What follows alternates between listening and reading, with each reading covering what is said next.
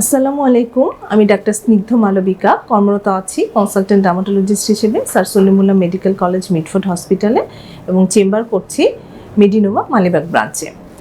আজকে আপনাদের সাথে একটি কমন ডিজিজ নিয়ে কথা বলবো, যে ডিজিজটা বেশিরভাগ বাচ্চাদের দেখা যায় এবং আমরা কিন্তু বহির্বিভাগে প্রতিদিনই এই ডিজিজটা অনেক পাচ্ছি।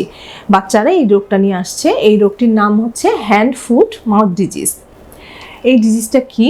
এটি হচ্ছে একটি আসলে ভাইরাসজনিত রোগ, যেটি কক্সাকি নামক একটি ভাইরাস দিয়ে হয়ে থাকে এবং এটি মূলত বাচ্চাদের এফেক্ট করে, অর্থাৎ 6 মাস থেকে 10 বছরের বাচ্চারা কিন্তু এই রোগে বেশি আক্রান্ত হয়।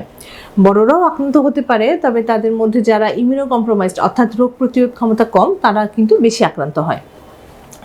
তো এই রোগটা দেখা যাচ্ছে যে এই রোগটা যখন কিভাবে বুঝবেন যে আপনার বাচ্চা হ্যান্ড ফুট মাউথ ডিজিজে আক্রান্ত। এখন দেখা যায় যে এই রোগটা যখন হয়, বাচ্চারা প্রথমেই জ্বর নিয়ে আসে।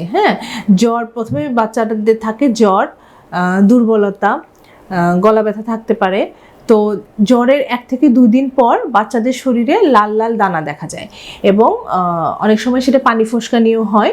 শুরুতেই পানি ফোসকা নিয়ে হতে পারে, অথবা দেখা যায় যে লাল লাল দানা দেখা যাচ্ছে এবং এটা পরবর্তীতে পানি ফোসকা হয়ে যাচ্ছে। তো এরকম বিভিন্ন জায়গায় পানি ফোসকা নিয়ে বাচ্চারা আসতে পারে এবং এটা কোন কোন জায়গায় হয়? বেশিরভাগ ক্ষেত্রে দেখা যায় যে হাতে হচ্ছে, পায়ে হচ্ছে, বাচ্চাদের মুখে হচ্ছে এবং উরুতে হচ্ছে। আর অর্থাৎ ছোট বাচ্চাদের ক্ষেত্রে যেখানে প্যাম্পার্স পড়তেছে, বাচ্চারা ডায়াপার পরে, তো ওই ডায়াপার এরিয়াতে কিন্তু দেখা যায়। এবং এখানে বাচ্চারা পেইন কমপ্লেন করে, যে বেশিরভাগই বলে যে বাচ্চাদের এই জায়গাগুলোতে ব্যথা, চুলকানির থেকে এখানে পেইনটা কিন্তু বেশি থাকে। আর আরেকটি ইম্পর্টেন্ট হচ্ছে যে এই রোগটি কিন্তু একটি ছোঁয়াচে রোগ। তো দেখা যাচ্ছে যে বাচ্চার যখন এই রোগে আক্রান্ত হয়, তখন বাচ্চার ব্যবহার্য জিনিসপত্র বা বাচ্চার সিক্রেশন যখন পরিবারের অন্য সদস্যদের সাথে কন্ট্যাক্ট হয়, তখন কিন্তু তারাও আক্রান্ত হতে পারে এই রোগে। এখন এই রোগটি আমরা ডায়াগনোসিস কিভাবে করব? মেইনলি আসলে এটি ক্লিনিক্যালি আমরা ডায়াগনোসিস করে থাকি, চোখে দেখে কমপ্লেন শুনে ডায়াগনোসিস করি।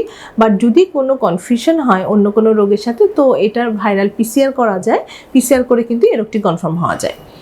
এখন যেটা হচ্ছে ইম্পর্টেন্ট, যে এই রোগের চিকিৎসা কী? এই রোগের চিকিৎসা আসলে মূলত কিছু উপদেশ আমরা মেনে চলতে বলি। এই রোগের আসলে সেরকম চিকিৎসার প্রয়োজন হয় না, কারণ রোগটি ইউজুয়ালি 7 থেকে 10 দিনের মধ্যে ভালো হয়ে যায়। তো উপদেশের মধ্যে যেহেতু এটি একটি ছোঁয়াচে রোগ, তো বাচ্চাকে বলি যে বাসায় রাখতে, স্কুলে না পাঠাতে, বাচ্চার যে ব্যবহার্য জিনিসপত্র রয়েছে এগুলো শেয়ার না করতে, আর বাচ্চাকে মেনলি হাইজিনটা মেনটেন করার জন্য, বাচ্চা যেন পরিষ্কার পরিচ্ছন্ন থাকে, প্রতিদিন গোসল করায় এটা।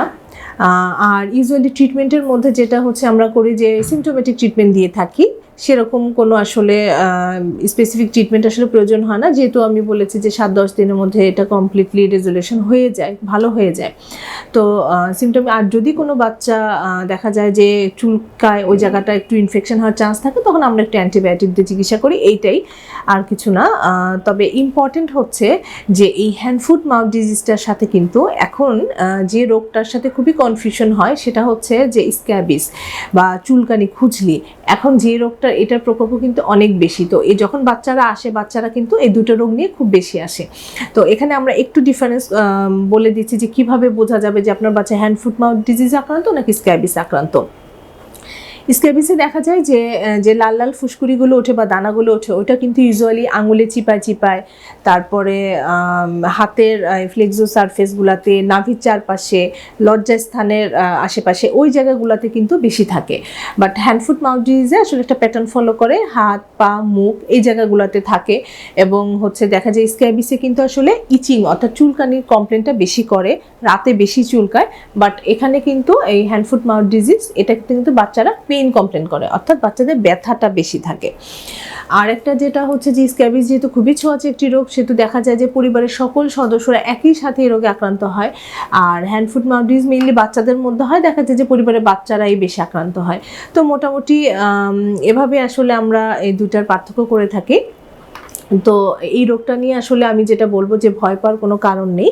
যদি আপনার বাচ্চার মধ্যে এই জাতীয় কোনো লক্ষণগুলো প্রকাশ পায়, দেরি না করে আপনারা একজন ডার্মাটোলজিস্টের কাছে নিয়ে আসবেন। ডার্মাটোলজিস্টের চিকিৎসা নিলে আশা করি আপনার বাচ্চা সুস্থ হয়ে যাবে। তো আজ এ পর্যন্তই, সবাই ভালো থাকবেন। আসসালামু আলাইকুম।